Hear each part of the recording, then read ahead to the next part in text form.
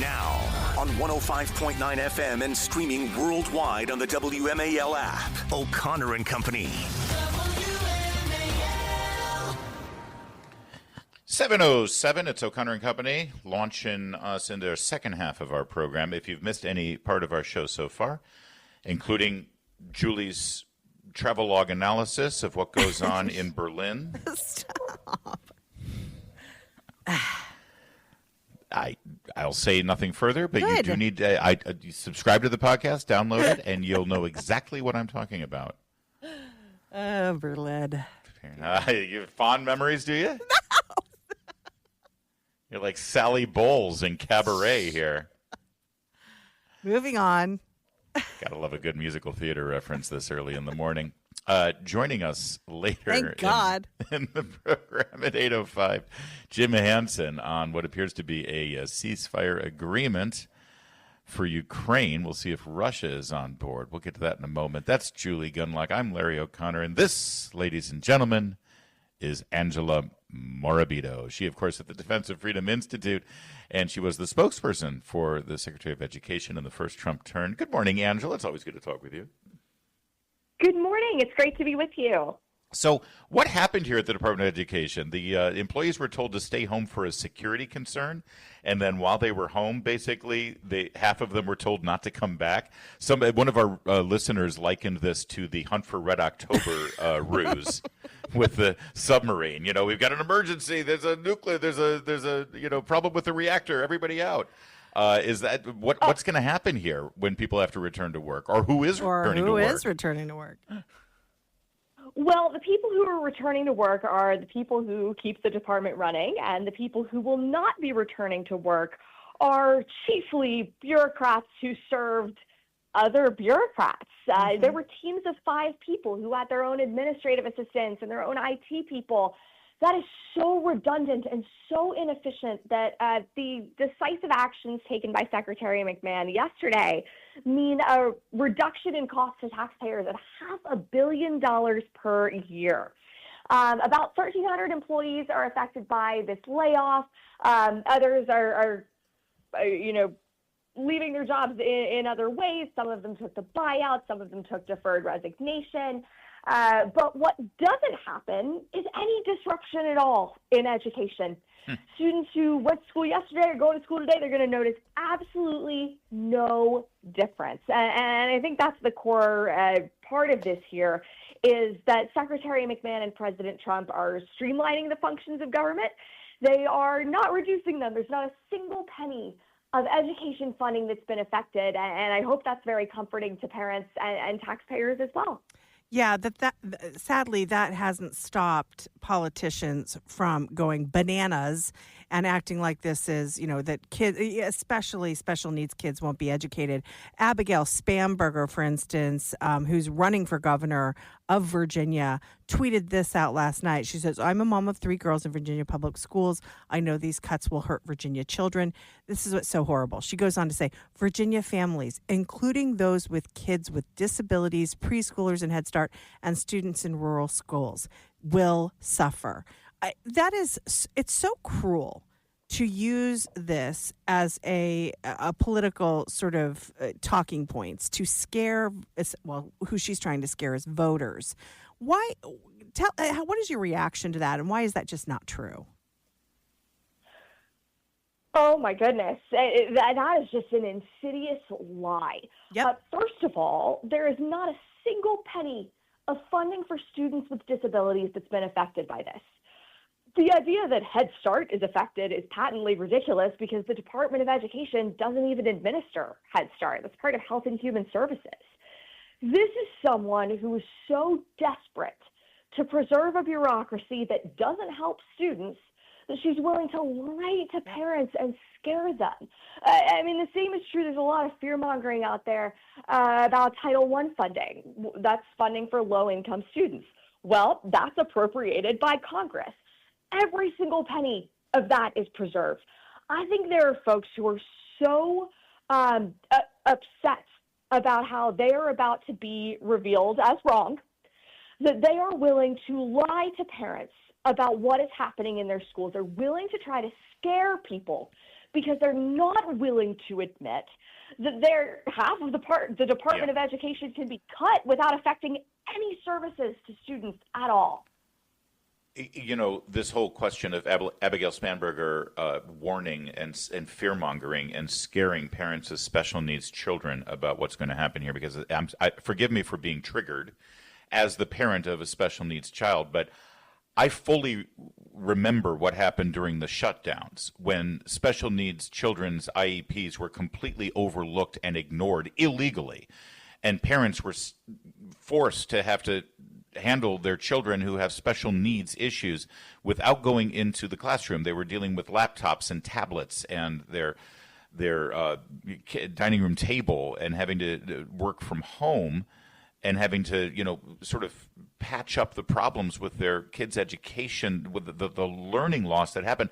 I don't remember Abigail Spanberger as a member of Congress, Angela, or for that matter, the Department of Education intervening. If the Department of Education isn't going to step in and make sure that kids get the education that they deserve at the local level because the local school board is beholden to Randy Weingarten, then what good are they in the first place? I can't believe that they're trying to play the special needs kids card now at this point, when it literally will make no impact on kids with special needs. It's honestly so offensive. It's, oh, now you care? Yes. Now you're concerned when there's actually no threat to funding for students with disabilities at all. And yet, when you locked them out of schools, you acted like it was the right thing to do when we all know it wasn't. I think they have only themselves to blame. From the left about this. That's right. Yeah. Angela, I do love. Go ahead.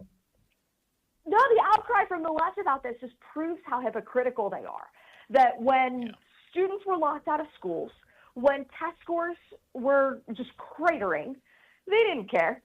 Yeah. There was no outrage. They said it was the right thing to do. I do. And yet, when the bureaucrats are under threat, that's when they panic. I do love that Angela's probably going to throw a stapler or something as soon as we hang up, or like a mug of hot coffee, because I can hear how angry. It's the same as me, Angela. I feel the same way. I want to talk a little bit really quickly about Randy Weingarten's response to this. Can we play cut 5? Is why so many people are so mad about it, because they're just taking opportunity away from kids that don't have it. So kids of billionaires, they have it. They go to private schools. Everyone else, 90%, go to public schools. Don't take away their opportunity. Yeah. Again, this is a throw the stapler moment, too, because the audacity of this woman who wants to keep kids out of those private schools and wants to keep those kids away from the schools that they want, they and their parents want, is suddenly concerned about this. And, you know, just the audacity of her being concerned about, you know, kids not getting an education when she is directly responsible for these horrible test scores that we're seeing. What was your reaction, Angela? For Randy Weingarten to suddenly care about opportunities for students, one, it's shocking. Two, it's the height of hypocrisy, because she's the person standing in the way of that opportunity. I was shocked to hear her mention, oh, well, billionaires' kids have the opportunity to go to private school. Shouldn't every family have the opportunity to send their child to a school where they'll get a great education? Like, she's so close to accidentally endorsing the school choice movement.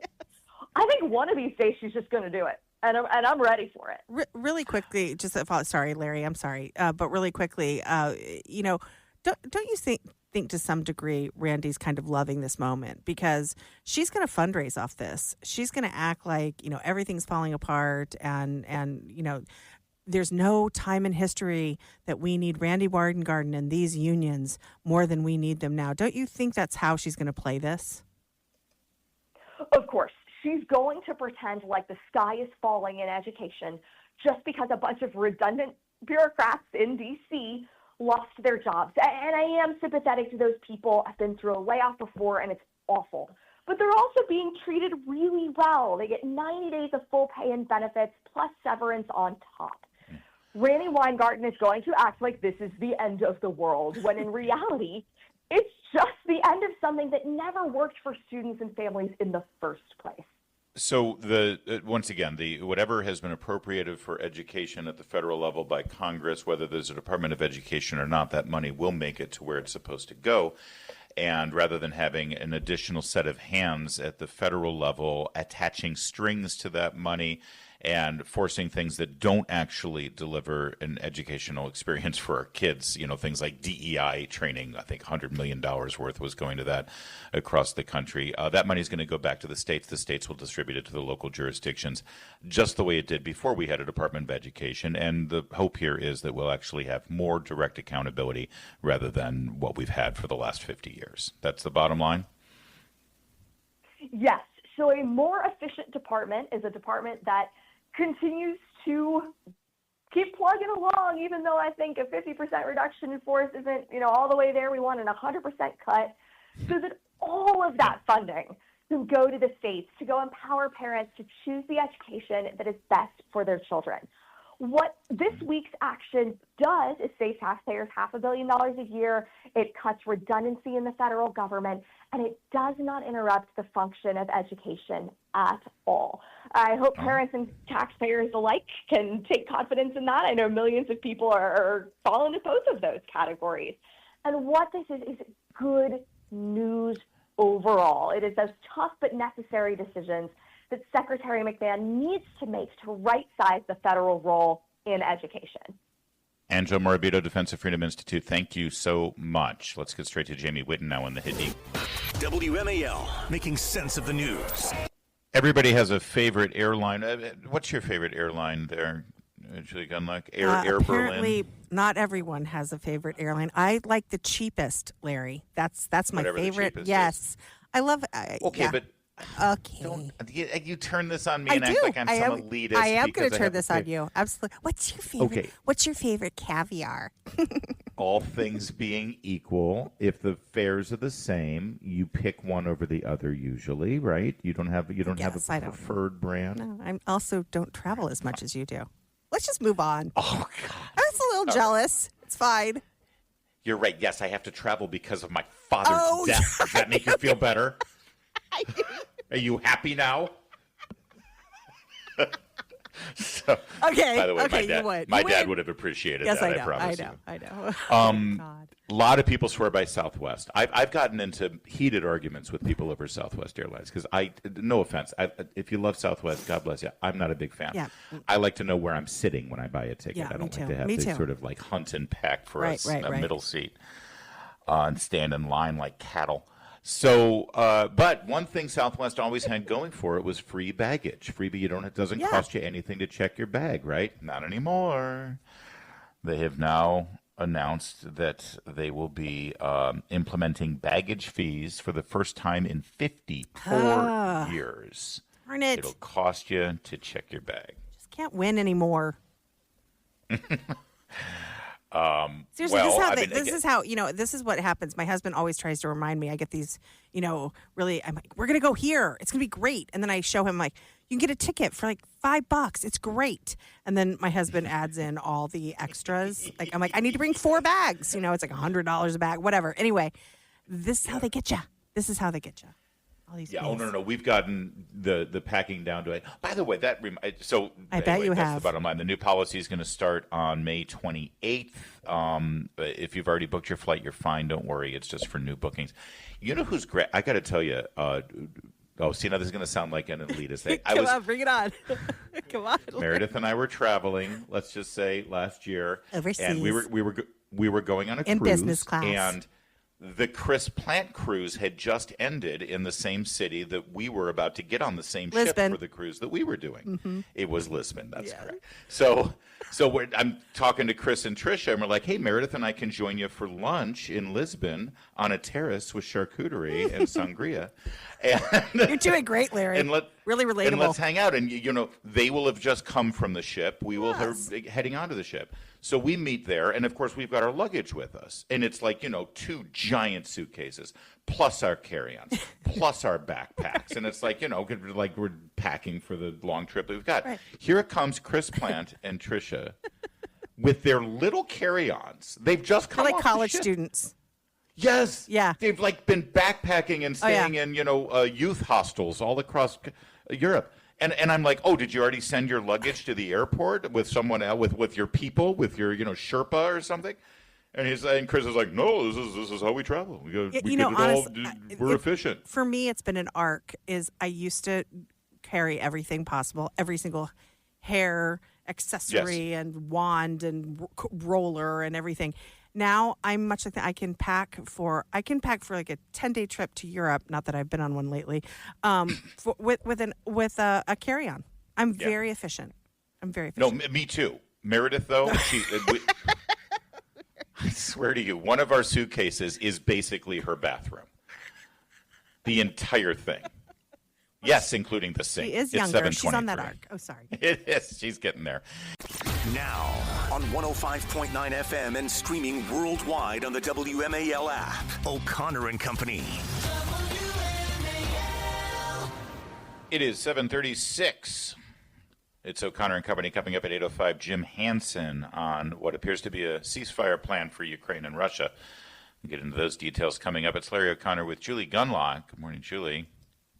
Morning. Any word from Berlin? We've been discussing Julie's strange obsession with the nightlife of Berlin. If you missed any of those details, subscribe to our podcast. See, here's the thing. We've got running jokes going on throughout the morning, and if you feel lost, that's not my fault. We've been here, okay? Right. So if you want to catch up, get the podcast, download it, so you understand the stupid jokes I make. Boy, if that's not going to increase our podcast subscription numbers, I don't know what will. I don't know. Let's get to cars. We love our cars, don't we? Sure. If you remember right, yesterday we discussed this on the air, that President Trump said that he was going to buy himself a Tesla. And little did we know that meant we would turn the driveway of the White House into a Tesla showroom, where every single model was driven up and positioned right in front of the White House. Boy, what a photo op that is. By the way, I can't believe that he's doing this free ad for Tesla. Biden literally did this exact same thing for Jeep. That's right. When they came out with an electric Jeep that nobody wanted and nobody bought. Right. All right. Meanwhile, this is literally the most successful American car manufacturer of the past decade, Tesla. And so here we are. We got all the models out there. And what did I say yesterday on the air? People were like, oh, he's going to get a Cybertruck. I said, nope. I'll guarantee. Here's what Donald Trump is going to buy. He's going to buy a Model S Plaid. And I suggested that he auction it off and give the money to WinRed, the Act Blue counterpart, because it appears Elon Musk thinks that Act Blue has been behind a lot of the attacks on Tesla owners and Tesla dealerships. And what did he buy? What did Donald Trump buy? He bought a Model S Plaid. Is with exactly a check. What he bought. Yes, I know those Teslas, baby. So here, cut 8 is Donald Trump talking about Musk and the Teslas. Dollars of fraud and waste and all of the things. I mean, our country is going to be very strong very soon because of a lot of the things that he's done and a lot of the things that I'm doing. And there's no better team, but there's no better for what we're doing. There's nobody like this, and he shouldn't be penalized. And when I watched the other day, I said, I can't believe it. It should be the opposite. People should be going wild, and they love the product, but because he's finding all sorts of terrible things that have taken place against our country, they want to penalize him in an economic sense. And I just think that's very unfair. So I just wanted to make a statement. I'm going to buy one. Now, here's the bad news. I'm not allowed to drive because I haven't driven a car in a long time, and I love to drive cars. But I'm going to have it at the White House, and I'm going to let my staff use it. I'm going to let people at the place use it. And they all are all excited about that. I'm not allowed to use it. Can you believe it?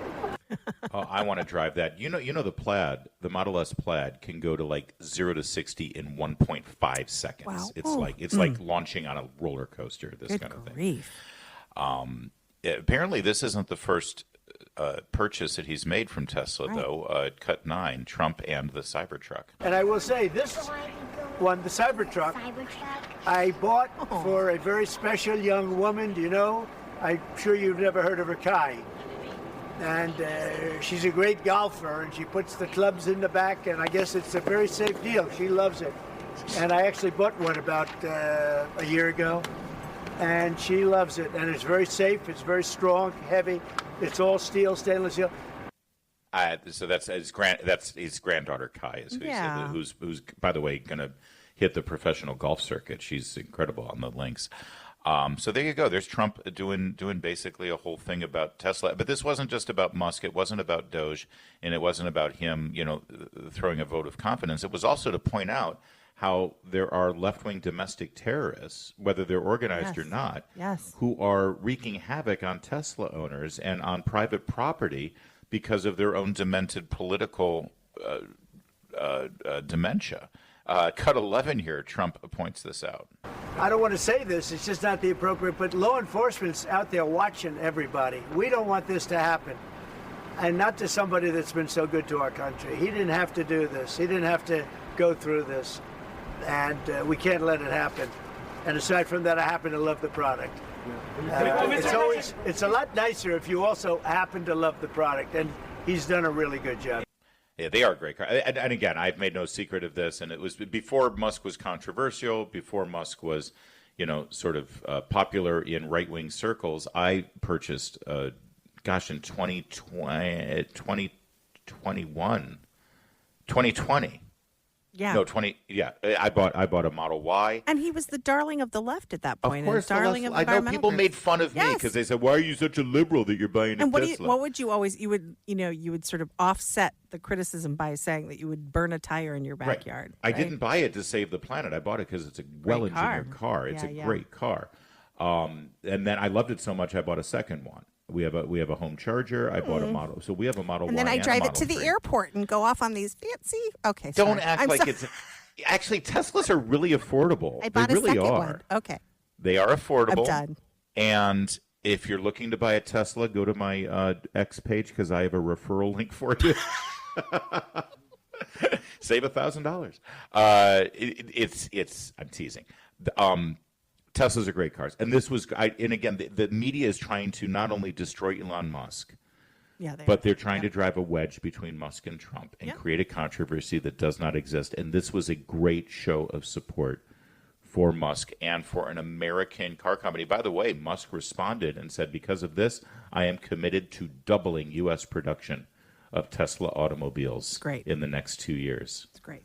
That's phenomenal. We should be celebrating this kind of thing, and it makes you wonder when we're not. It's 7:43. WMAL, making sense of social media because big tech can't be trusted. Download the WMAL app to stream us for free. And I'm going to buy one. Now, here's the bad news. I'm not allowed to drive because I haven't driven a car in a long time, and I love to drive cars. But I'm going to have it at the White House, and I'm going to let my staff use it. I can't let this rest. I'm sorry. People expect us to tell it like it is. We got to. This is straight talk here. That's fake. That's fake news. Donald Trump does not like to drive. There's no. I'm sorry. The dude has been driven around in a limo for the last 40 years of his life. He was a real estate guy out of Queens. Nobody likes to drive in New York. True, absolutely. He did not drive himself around Manhattan when he had to go to Trump Tower or whatever. Nope. There's no possible way. He doesn't even drive his own golf cart. Yes, he does. I've seen him drive his golf cart. I don't think so. I do. He's always on the. All right. Well, maybe he'll drive his golf cart. You gotta wonder though if he must.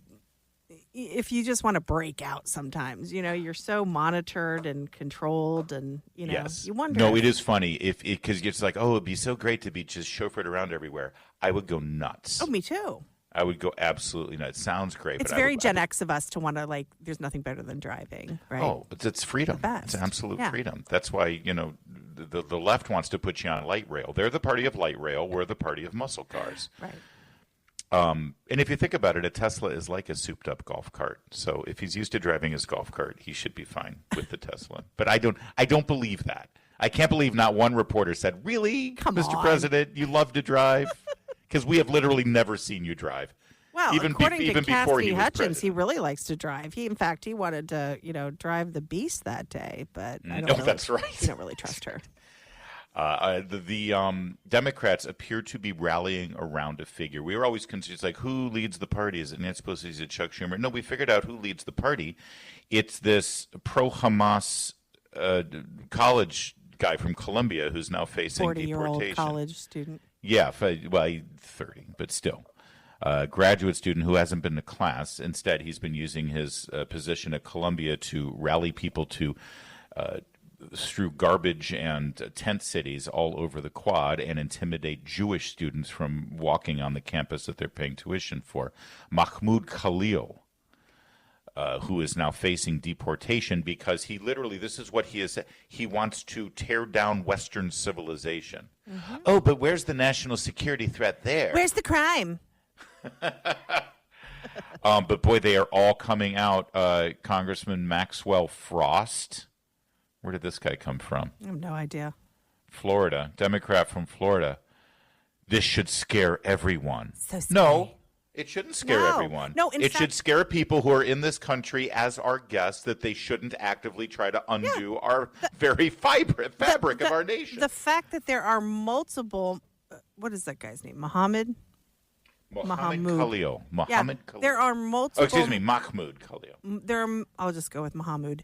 There are multiple Mohammeds walking around harassing Jewish students, terrorizing all students, occupying buildings, vandalizing. I mean, yeah, that's what I'm scared of. Oh, David Hogg put out a video about it. AOC has spoken out about it. The Democrats are all circling their wagons. And again, we mentioned yesterday, the Senate Democrat Judiciary Committee under Dick Durbin put out a post celebrating this guy. They're treating him like he's Zelensky, which I think should tell you a lot about Zelensky. Mm-hmm. Let me just be clear here. This is what they're objecting to. Secretary Marco Rubio said yesterday, if you're here on a visa in this country and you support Hamas, you will be deported. Let's remind everybody who Hamas is. They are an international terrorist organization that just engineered the slaughter of over 1,000 innocent people, including over 70 Americans, and kept them hostage. Still continue to keep hostages as we speak. Raping, violating, sexually assaulting children. If you support that group, you don't belong here and you shouldn't be here. Why is that controversial? Would it have been controversial 20 years ago to say, if you're in this country on a visa and you support Al-Qaeda, you will be deported? What the hell? What has happened to the Democrats? Yep. I'll tell you what. I'll answer my own question. The Barack Obamification of the Democrat Party is complete. Yes. And you must hold out a guy named Mahmoud Khalil who supports Hamas. You must hold him up as your new martyr and protect him at all costs. And I will say this with all sincerity. You will die on that hill. Literally. If this is who you're embracing, ultimately, you will die on that hill. It's 7:53.